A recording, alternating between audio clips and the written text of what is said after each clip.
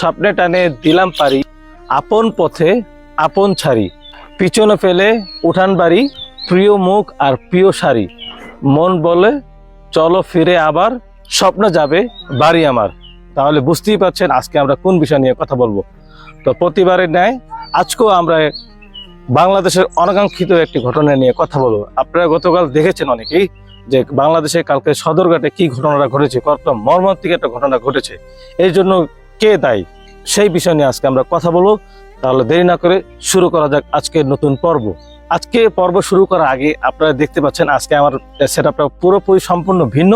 আমি একটু গ্রামের বাড়ি আসছি। গতকালকে যেখানে যে ঘটনাটা ঘটেছে, যেই সদরঘাট লঞ্চে, আমিও সেখানেই ছিলাম। আপনারা আমার ভিডিও শুরুতে দেখতে পাবেন যে আমি লঞ্চ ঘাটের কিছু ফুটেজ দিয়েছি।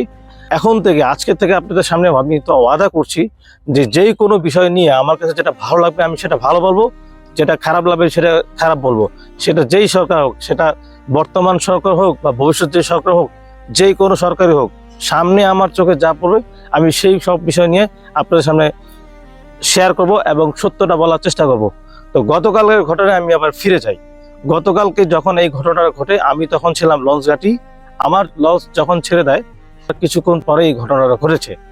দুঃখের সহিত বলতে হয় যে দেখেন, একজন মানুষ তার ফ্যামিলি, যতটুকু আমরা জানতে পারছি খবরের মাধ্যমে, যারা মারা গেছেন তারা বাবা, ছেলে এবং তার একটি অন্তঃসত্ত্বা স্ত্রী ছিলেন। সেখানে আপনারা দৃশ্যপট দেখেছেন অনেকেই কি কতটা মর্মান্তিক ঘটনা ছিল, যে বর্তমান নৌ পরিবহন মন্ত্রী এসে রোড পারমিট বাতিল করে দিল। এটি কি কোনো সমাধান? এটি কখনো সমাধান হতে পারে না। তারপরে আপনি দেখেন যখন এই দুর্ঘটনাটা ঘটেছে তখন কেউ পাশে গিয়ে যে লোকটার পাশে যে দাঁড়াবে, মনে হলো লাশটা পড়ে আছে, অথচ নদীতে যখন ওই মানুষটা লঞ্চের সাথে পিষে একবারে গুরু গুরু হয়ে গেছে, লাশটা পড়ে গেছে, লঞ্চ তার মতো চলে যাচ্ছে, কিন্তু কেউ কোনো পদক্ষেপ নিচ্ছে না। ওখানে লাশটা পড়ে আছে, কেউ সাহস করে যায় ধরবে, এই সাহসটাই করছে না। আমাদের দেশের কালচারটা কি আসলে এরকম কি হওয়া উচিত? আমি তো মনে করি এই দুর্ঘটনার জন্য পুরো দেশের সব জনগণ দায়ী, একবারে সবই।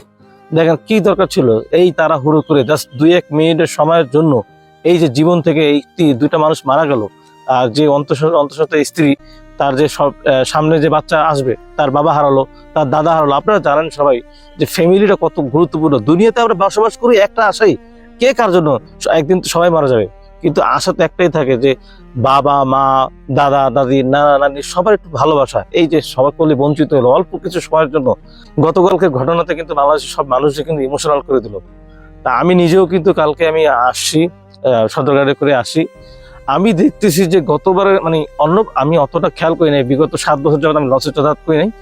গতকালকে আমি লঞ্চে যাতায়াত করেছি, এতটা বাজে অবস্থা। কিন্তু আমি একটা জিনিসটাকে ধন্যবাদ দিতে চাই যে বর্তমান যে সরকার ছিল, BIWT এর লোকজন পাঠিয়েছে যাতে অতিরিক্ত যাত্রী না হয় এই জন্য দেখার জন্য, প্লাস পুলিশও দেখেছি আমি অনেক কিছুই দেখেছি যেটা ভালো লাগেছে। আমার পজিটিভ দিক আছে, নেগেটিভ দিক হলো যাত্রী কোনো নিয়ম কারণ নেই, কোনো আইন শৃঙ্খলা নেই, কোনো টহল বাহিনী নেই যে একটু পর এসে দেখবে যে আমি এই লোকটা কি করতেছে, কোন ট্রলার কোন লঞ্চের পিছিয়ে লাগিয়ে দিচ্ছে, এই ধরনের কোনো ব্যবস্থা ছিল না। তারপরে আপনার এখানে 2 নম্বরের জিনিসও আমি দেখেছি, বাট আমি ওই দিক থেকে যাচ্ছি না, কারণ হচ্ছে আমি একবারে শিওর না হয় আমি কোনো কিছু বলতে পারি না। কিন্তু আমার কাছে মনে হলো এই ঘটনাটা কিন্তু তারা ঘুষ দিচ্ছে। ভাই আমার কথা হলো, আপনারও ফ্যামিলি আছে, আপনার ফ্যামিলি খুশি করতে যে 10টা ফ্যামিলিকে মারবেন, এটা কেন হবে?